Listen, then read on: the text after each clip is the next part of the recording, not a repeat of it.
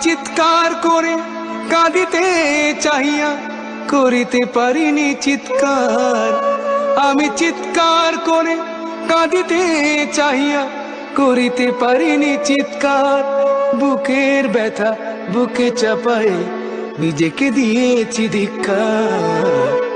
কতটুকু অশ্রু গড়ালে হৃদয় জলে সিক্ত, কত প্রদীপ শিখা জ্বালালে জীবন আলোয় উদ্দীপ্ত। কত ব্যথা বুকে চাপালে তাকে বলি আমি ধৈর্য।